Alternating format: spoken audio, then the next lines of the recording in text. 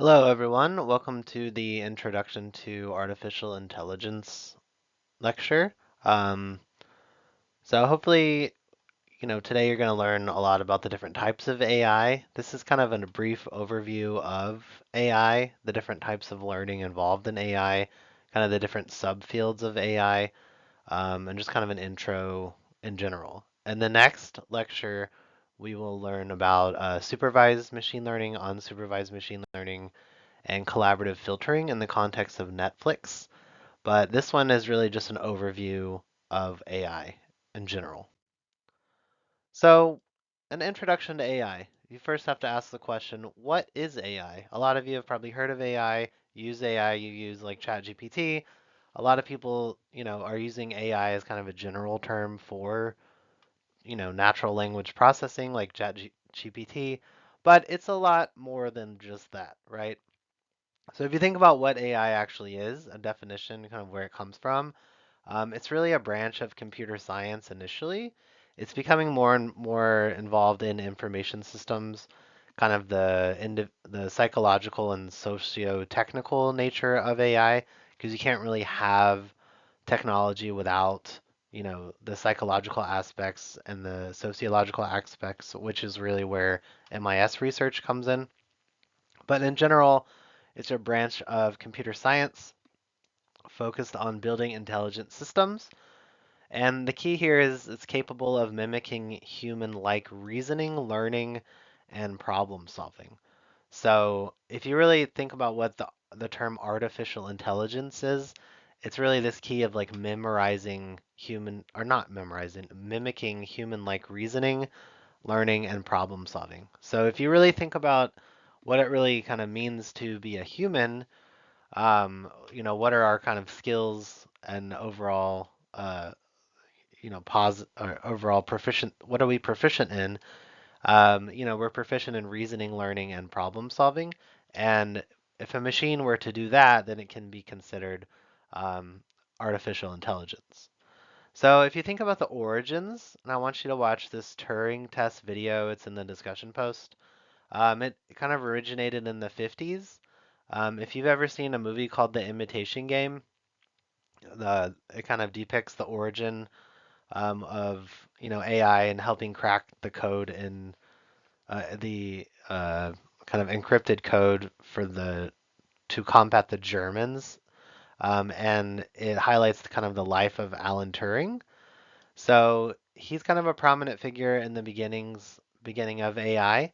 And his question basically became really popular for AI researchers in the 50s and 60s, and even to today. The overall question is, can machines think? Um, you know, is that really the test? So he comes up with this test that basically, if a machine was able to fool a human, it would be considered AI. So, the first kind of origins of what AI actually was kind of a little chat that people could chat with AI. And if a person that people could chat with a computer, and if a person thought that the computer was a human, then it would pass the Turing test, um, which watch more of the video here. And just this simple act of, being able to kind of trick a human into believing it was another human when it was actually a computer was his way of saying this is AI. So since the 50s, there's been a lot more advancements in AI, and I think you all could chat with, for example, ChatGPT, and if you didn't really know that it was, AI, you might actually think it was a human being on the other side of the screen. So an overall definition, um, so systems that perceive their environment, collect data, and interpret it to reason over knowledge, inferred, make decisions, and take the best course of action to achieve a goal. So, for example, is technology that's actually capable of, perceiving its environment given parameters by humans, of course. It's also capable of collecting data. Data really powers AI, which I'll talk about. And it's also ability to actually interpret the data to kind of make sense. in terms of reasoning, as I talked about before. Um, and also the ability, we kind of give it the ability to make decisions based on the data. So this relates back to the data stuff um, in terms of like acting on decisions actually being made. And then, actually kind of working on a goal to use the data, use the reasoning to actually achieve a goal. So that's really where the goal part comes in with, your data-driven decision making. And so if you think of AI, think of those things. Think of, human reasoning, learning, um, knowledge inferring, decision making, acting, collecting data, and then perception of your environment. So the foundations of AI and how it actually relates to MIS. So, as I said before, it originated as this subfield of computer science. Modern AI is really more data driven. There's a lot of data in machine learning. So we talked about data over the last couple of weeks. So just remember there's too much data. There's a lot of data coming in at any given minute. So this advanced computing kind of, is necessary for machine learning, basically. Uh, and a lot of this data, as I said before, is stored in the cloud. There's also a lot of AI now that's leveraging, processing power in the cloud. And we now have the processing power to be able to make sense of, this data deluge, basically, which we didn't really have like 5 years ago, basically. So a lot of this is new, right? This is kind of AI has been around for a long time, but we're kind of at the stage where we have the processing power, we have cloud computing, we have, easier to use machine learning tools, and now we can kind of make sense of all this data coming in. Um, and integration into business and information systems. So basically, AI is starting to support, automation, decision making, and then predictive analytics in various cases in various industries. Um, how it relates to MIS. So an MIS person would really design the AI system. So instead of just, focusing on like ChatGPT or something, there is this kind of system being designed behind the scenes that involves cloud, data storage, data cleaning, which we'll talk more about in a little bit. But, that design going into making the AI system actually work effectively and efficiently is really where the MIS person would come in. An MIS person also would ensure that these systems are ethical, that they kind of align with the business goals, business objectives, and the needs of the user. So what I really say is the MIS person is basically the bridge between the client and the programmers. Um, and a lot of times they're involved in designing, these systems behind the scenes.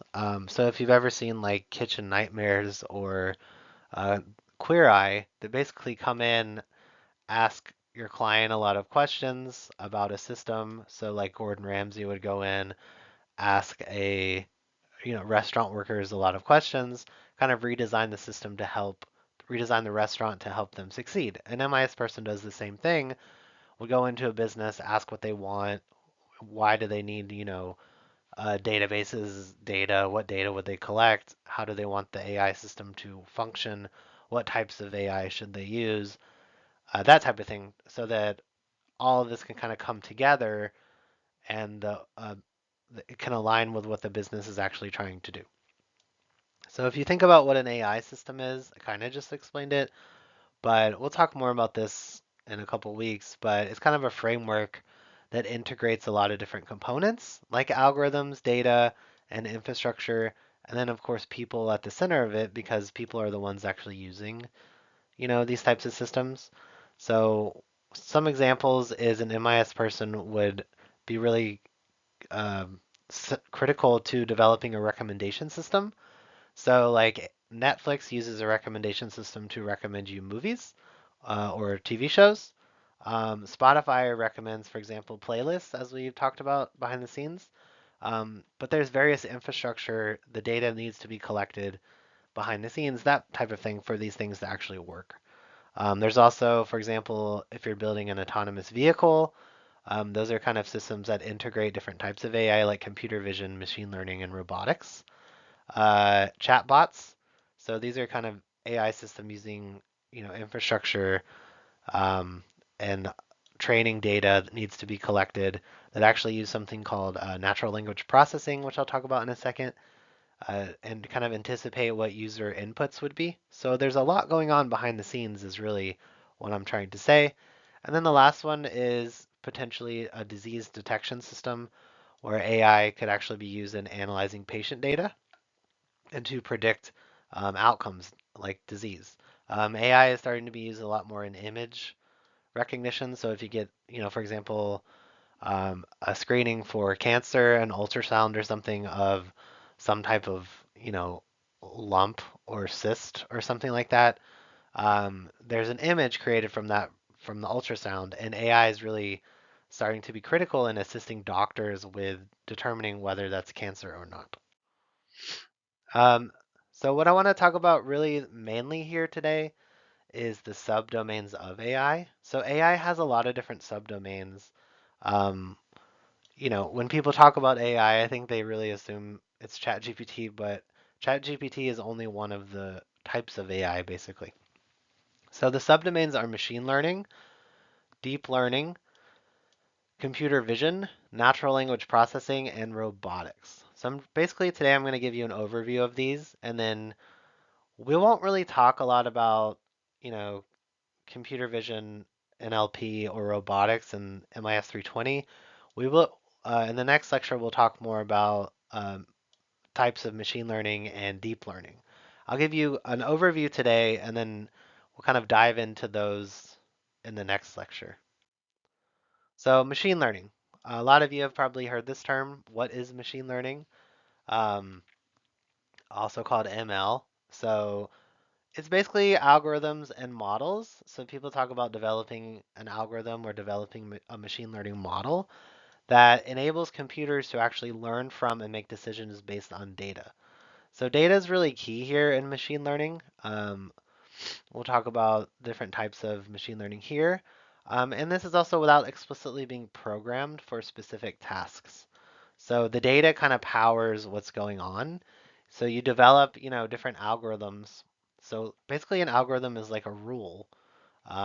You tell the computer what to do basically with the data, and then you develop like generalized models. So we talked about this in the data-driven decision making last time, where the models would basically, you would start on a data project, and data analysts develop machine learning models.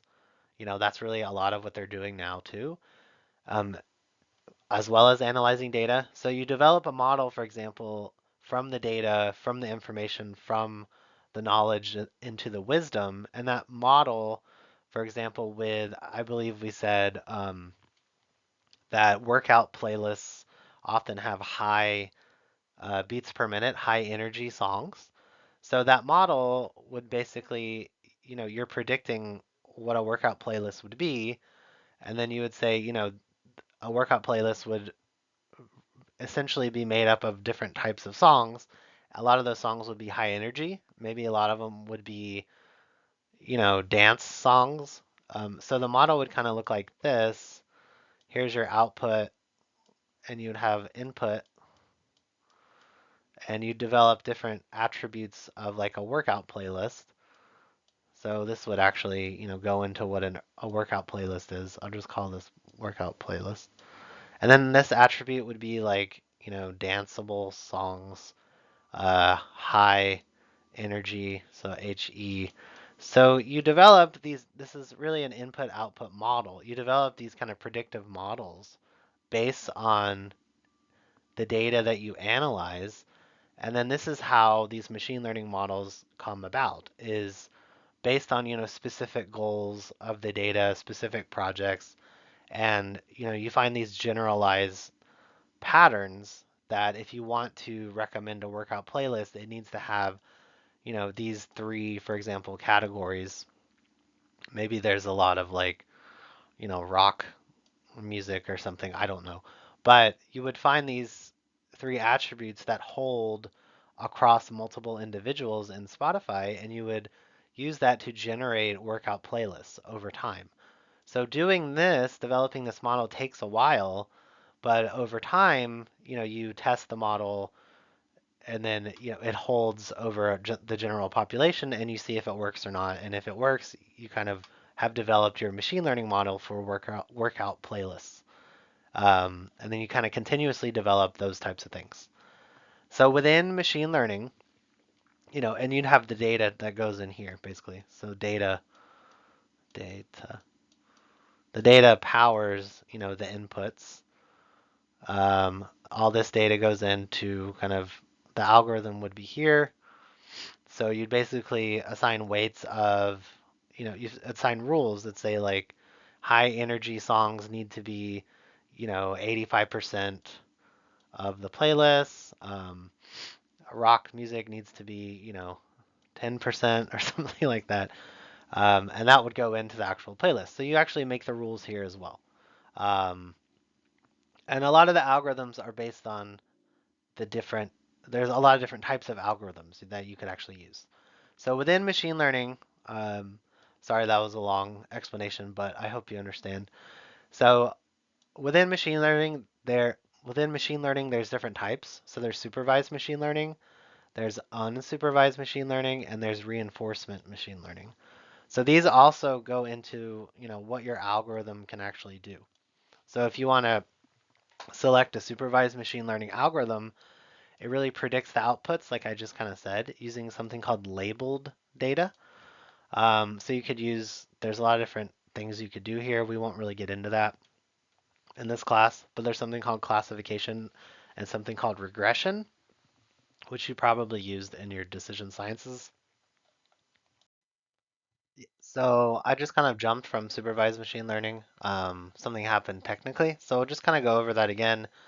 You have different algorithms, classification and regression. And the key here is labeled data. So you are the supervisor. You are the one that supervises the actual machine. So a Spotify example of supervised machine learning, you would develop something to predict song recommendations based on several attributes, kind of what I just talked about in the previous slide. So for example, tempo, danceability, energy, loudness, acousticness, mood. There's a lot of data that could be used in developing that input-output model. So you'd have that input, algorithm, output. So you kind of predict song recommendations basically based on, the input would be the tempo, danceability, energy, the loudness of the song, etc. Um, and I'll go over that, a lot too next week, or not next week, in the next lecture. The unsupervised machine learning is kind of the opposite of that. It identifies patterns in unlabeled data. So there's algorithms called clustering or even detecting anomalies. There's all these different types of ways you can do this stuff. So unlabeled data is basically data that you don't really have an input or an output. You're not really anticipating anything. You're trying to like filter and group stuff. So for example, in Spotify, you'd want to group songs, for example, into clusters using the clustering algorithm based on audio features like tempo, energy, danceability, and mood. So you could use all these different, uh, basically this data to kind of come up with patterns and groups. Um, so for example, if you put this into the clustering algorithm, tempo, energy, danceability, and mood, it would basically give you kind of like uh, a graph, and there'd be a bunch of dots, right? So you'd have different groups together. Um, you know, this could be a cluster or a group of, really high energy, low, high, this could be like high tempo, low energy group. And this could be low tempo, low energy group. So you could have a group up here, high tempo, high energy. And then basically you would use these groups. So this could be group one, group two, and group three. You're trying to find different groups within the data that you're not really anticipating. And then you could do a bunch of analytics using just group one. So the high tempo, high energy group might actually have, you could use this in your supervised machine learning model to predict something, because these people might differ from group number 2 that you could also build a model for. That would also differ from group 3. I'm trying to point to the models basically. So you have, you know, 3 different models here, 3 different input-output models for these 3 different groups. And these different types work together. They're not, they're separate things, but to the analyst, the, data analytics person, you basically use these things together. So you might group something first and then develop an input-output model. Um, you use these things as they work together. The next type is reinforcement learning. So basically, a lot of times this is used to kind of test what you've done, to kind of reinforce the models. So if the models work or the models don't work, so they basically learn through trial and error. So if you have your models for group 1, the high energy, high tempo, and then you develop an input-output model to make song recommendations for high tempo, high energy people, the song recommendations would, most often be high tempo, high energy songs. And then the reinforcement would basically, tell, it would be the user actually using the feature on Spotify, for example. And then if the user actually presses play, I'm going to say just play, you would tell Spotify and you would tell this model if they press play, then good job on the model. And if they don't, then say, oh, that's not a good song to recommend. And then you kind of filter that until the model really works well for this high energy, high tempo group. So this other example here, create an optimized personalized playlist for users by learning from their behavior over time. So again, you're creating these basically individualized, personalized playlists for these different groups that you've observed in unsupervised learning.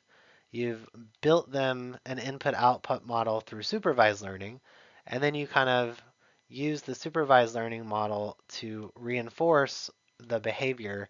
And then over time, you really have a pretty good algorithm based on machine learning and the user actually interacting with the algorithm. So if we want to continue the discussion in supervised machine learning, here's just kind of an image of what's going on. So you have this input, this raw data. You have these labels. Well, first these would be kind of the raw data. Then you would actually label it. You would actually tell the computer what these things are. So you as the human being have a lot of power here to kind of label your data, depending on what it is. So in this example is basically, these things are all cows, elephants, and camels. You would have your training data set, so you'd have a lot of different types of animals in your, data set. Cows, animals, or cows, elephants, and camels. You would also tell, you also know your desired output because you have the labeled data. You want the machine to basically match what an elephant is to an elephant, what a cow is to a cow, and a camel is to a camel. So you kind of give it this algorithm and say, here's what I want it to do. The computer processes everything. So you have cow, elephant, camel. And then your output, basically, you have designed something to predict what an elephant would be, what a camel would be, and what a cow would be. And over time, uh, basically you give it more and more data of stuff that's not, of animals that's not cows, elephants, and camels, or even, you could give it an image of a plant or a foot or a water bottle or something. And it would basically, you know, the goal here is to give it tons of data and for it to still be able to predict with, pretty high certainty what a camel, an elephant, and a cow is. Um, and again, we'll talk about this in the next video too, but you are the supervisor, you are controlling this, you have the training set that you labeled, you know your desired output, you are kind of in charge here. So if we dive into more of the supervised machine learning on the Spotify example, so say you're trying to build personalized song recommendations. You're trying to predict songs a user might like based on their listening history and preferences. So you as the analyst would create your labeled data set, much like the camel, the elephant, and the cow. So your inputs would be, things like they've listened to in the past, songs they've skipped, songs they've liked. And then your output could be whether the user liked or disliked a song. Um, so the process here would be you'd basically train the model with your labeled data, whether the user liked or not liked a song. The model kind of learns these patterns. So, you know, and then finds users with similar preferences, liking similar songs. And then over time, it would predict these new songs that have similar attributes. So, for example, if you liked a lot of songs labeled, um, punk rock or 90s hip hop or R&B or something like that, and you liked a lot of those types of things, and you didn't like a lot of those types of things, this is really the labels matching these labels to your preferences is how songs get recommended to you behind the scenes. Um, so it would match, if you said punk, if you liked a lot of songs labeled punk, that would go into your overall output and recommendation system that you like punk rock songs. And this kind of builds over time through reinforcement learning as well. Um, so this approach would help Spotify create playlists like Discover Weekly through these different labels that it would match. If we get into more unsupervised learning, kind of a visual of this, you have the input data, just like the last time. You don't really know, you don't really label this data, so you don't, the supervisor or whoever is actually doing, the analyst would not label cows, camels, and elephants. You put this in an algorithm, basically. The algorithm labeled over here, but this is your interpretation of the data. You'd throw it in an algorithm, it would process, and then you'd get different groups. So your data would group into there's something like this, there's something like this, there's something like this, and then you would label that the elephant, the camel, and the cow. So you would have all this weird data, throw it into like a clustering algorithm, for example, which is a type of unsupervised learning. It processes that and gives you all these different clusters. The clusters would be basically, oh, all these are elephants. Oh, all these are camels. Oh, all these are cows. Um, so if you look at this here, the image shows a set of animals that represents the raw data. The interpretation stage signifies the algorithm doesn't really have predefined labels. So you're not labeling anything here. So it needs to figure out how to group and organize the data. The actual algorithm stage represents the core of unsupervised learning. So for example, you can use a clustering algorithm, a dimensionality reduction, anomaly detection algorithm to identify patterns. So there's a lot of different algorithms you can use in different types of machine learning. Processing stage basically shows the algorithm kind of understanding the data. And then, as I said before, you are the one that actually labels the output data. So in theory, the if you use a clustering system, it would group all of these things into, similar patterns like a camel, a elephant, or a cow. So in a Spotify, if you want to use a Spotify example, again for playlist curation, how it would actually work, an analyst would use unsupervised learning, such as clustering, to group songs based on audio features, which I talked about a little bit. So the data instead of a cow, a camel, etc., would be tempo, energy, danceability, valence, which is what mood the song is about. So you wouldn't really label this. You'd kind of throw a bunch of data into your analysis tool, and there's a lot of analysis tools out there that are pretty easy to use, really. Um, the algorithm would identify patterns and group songs, basically. So if you put like I said last time, tempo and energy, you would cluster, what is this? High tempo, I said, high energy uh, groups. You would here and it usually wouldn't come out looking this clean, but just for purposes. So you could group all these types of people, all these types of users together. So this would be user one, two, and three, like I said last time. And then you could actually build models for different types of users. So these users would fundamentally be different because this user, number one, prefers oops, high tempo, high energy songs. And then to recommend them songs, you would actually use, you know, data that supports this. This one kind of prefers, more medium and medium, and this one prefers low and low. So then you would build different machine learning models based on these attributes, basically. So, for example, you could use clustering algorithms to group songs. Um, if you did it at the song level too, and you could basically come up with different types of songs that you could group into, for example, more chill songs like low energy, low tempo, more workout, high tempo, high energy, and label something as like feel good pop. So a big positive mood with kind of medium energy. So you could also group songs together and kind of label them yourself, right? And again, as we talked about last time, the creativity around labeling data is really what will separate you from your competition. And then you could actually curate these things into different playlists that, for example, Spotify competes with Apple, and a lot of people say the algorithm is better, but the analysts might be a little more creative in the use of, machine learning techniques. The next thing I want to talk about too, a type of machine learning, is called deep learning. We won't really get into super specifics with this, and we'll talk a little bit about it in the next video. But deep learning is basically the term you've probably heard called a neural network, which in the human brain, basically there's all these different connections and networks, kind of relational networks. So if you say something, it relates to this. If you say that, you think about this.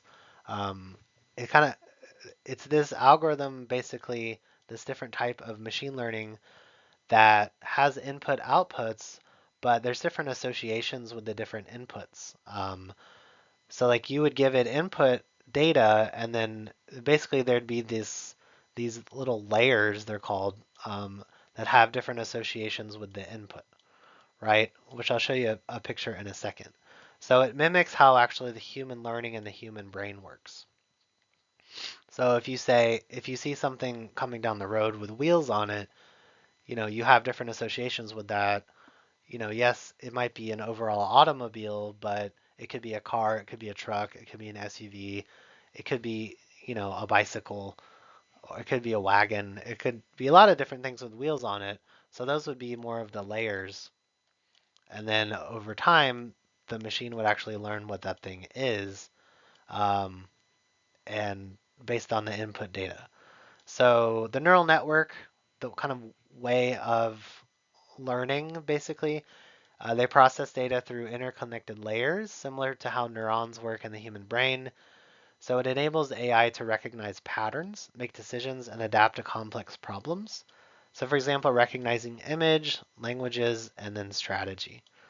So there's a lot of applications of this stuff, like in self-driving cars, um, even using, for example, in something like Spotify to understand more like hidden relationships amongst songs that the human being might not actually anticipate. So if you actually use the deep learning algorithm when you're analyzing data, there might be a potential association with different songs that you might not have come up with yourself.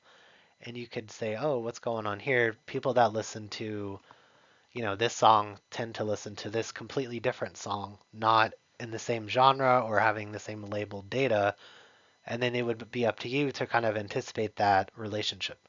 So behind the scenes of deep learning are these layers, these kind of hidden layers that you don't really anticipate. You just kind of give the machine the inputs, and then based on what's going on, like users actually uh, listening to different songs, it kind of finds these relationships between the input and comes up with these different layers to actually give you your, songs that you're listening to, basically, in the Spotify example.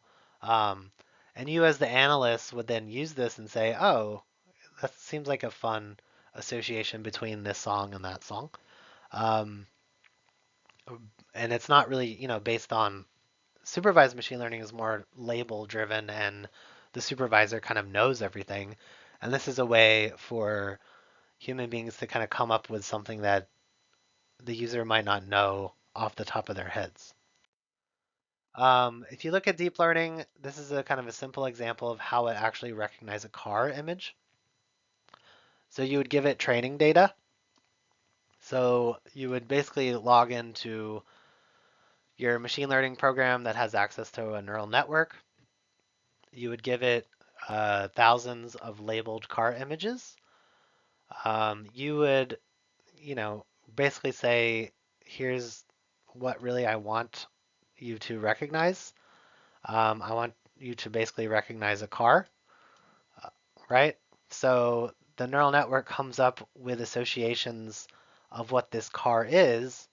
Um, that you say, I want you to be able to recognize this type of car. So that type of car would eventually be, you would tell it as an Audi A7. I want you to recognize an Audi A7.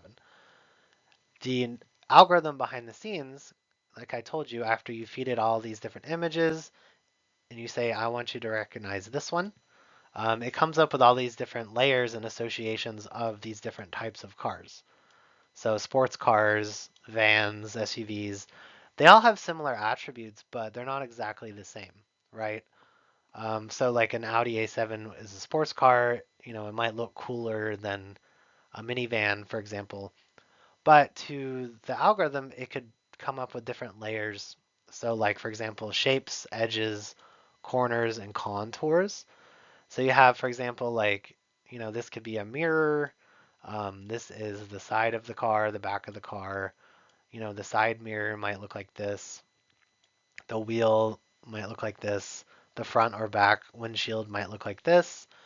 And then it says, oh, in this Audi A7, there's a lot of circles, right? Because that's really the brand.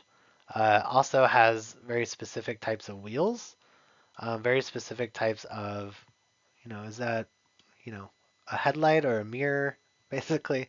Um, it has a lot of different types of designs, right? So you have all these kind of basic layers, and then it would come up with these higher layers associated with the Audi A7, and then their neural network basically recognize this as a car, right? So if you put all these different layers together, you come up with this image that the neural network says, here's something that might resemble what you're trying to identify. There's different kinds of cars, and then eventually it says, here's your Audi A7 based on these different features. It could have been a lot of these different types of cars, but we've decided that it's this one with all these different features and attributes. So you can kind of analyze this and say, oh, okay, here's how it's actually doing that. Here's what the features it recognizes is, and then it comes up with this output. So it kind of learns on its own given your parameters and training data. So kind of you say, here's a lot of data. You want it to recognize the Audi A7, and it finds associations with your image that are consistent with the Audi A7, comes up with different types of cars, and then eventually narrows it down to the Audi A7. And this can be used in a lot of different aspects, like I talked about with songs, with self-driving. This is a stoplight, this is a stop sign, that's a pedestrian, that type of stuff. So moving on, there are other different types of machine learning as well. So we talked, or not machine learning, AI, I'm sorry. So another different type of AI is called computer vision. So basically, this is a field of AI that enables computers to interpret, analyze, and understand visual data from the world, such as images, videos, and live camera feeds. And this is really commonly used. You've probably, seen this or heard about this. So it's basically a field that just focuses on, you know, visual stimuli like images, videos, and cameras. So the goal here is to replicate human vision capabilities and apply them to solving real world problems.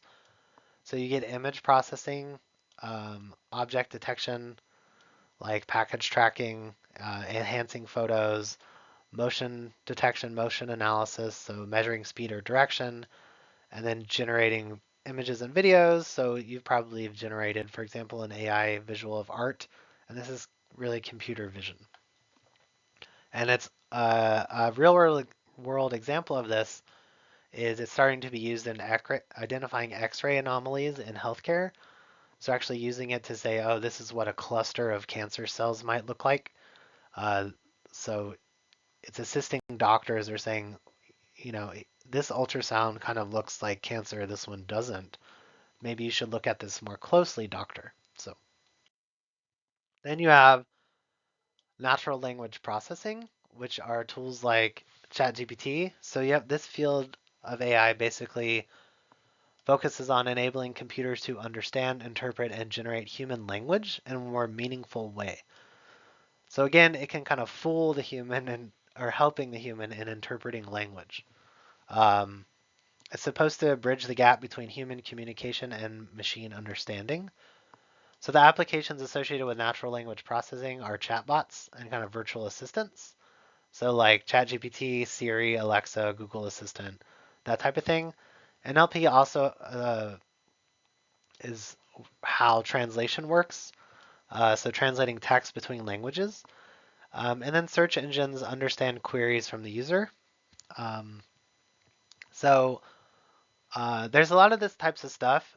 A lot of applications. Basically, you can log into like different data analysis tools or cloud computing tools or something like that, and you'll have access to these different types of algorithms.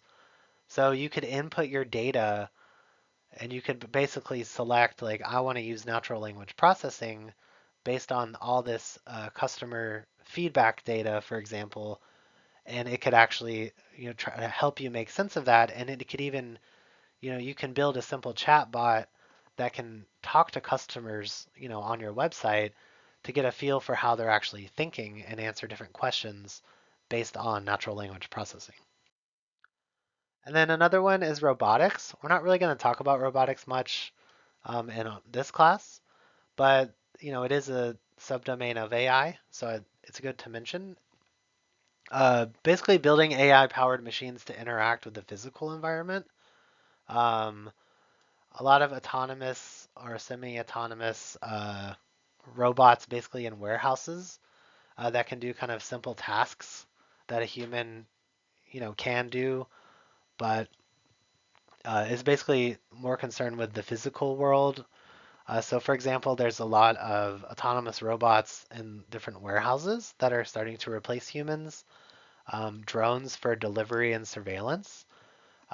Basically, it's combining physical machines and cognitive abilities so systems can perceive, reason, and act, in more of the physical world rather than just the digital software space. So, as I said before, robots assisting in manufacturing and logistics is really kind of where we are in this field. And then there is a video on the world's most advanced robotic warehouse, if you know, in the discussion post. So if you want to watch that video, that would be great.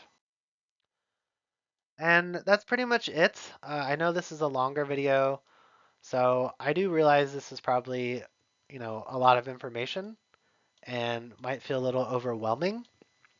So that's really just an overview of AI. In the next lecture, I'm going to focus more on supervised and unsupervised learning, and I'm going to introduce something called collaborative filtering. And we're going to talk about and apply those three things in the context of Netflix, if you can read that. I'm not very good at writing with my mouse, but so watch the next video. We'll focus on these different things so that can kind of solidify in your brain. And we'll use the context of Netflix to actually try to make it a little more tangible for you. So what I want you to do, you know, there's two videos, two lecture videos. Part one is something called Google's Teachable Machine. You basically go to that link I have provided, and I want you to do kind of a simple classification, image classification.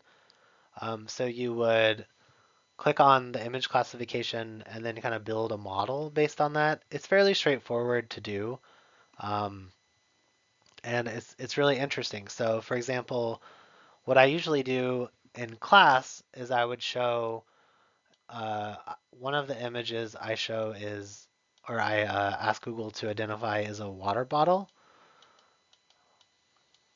and then I do two of them. So I do like you'll see something that looks like this. And the first one, I give it images of a water bottle that I just let it use my um, camera on my computer, show it my water bottle. So this would be WB. And then I show it my keys, you know, like my office keys.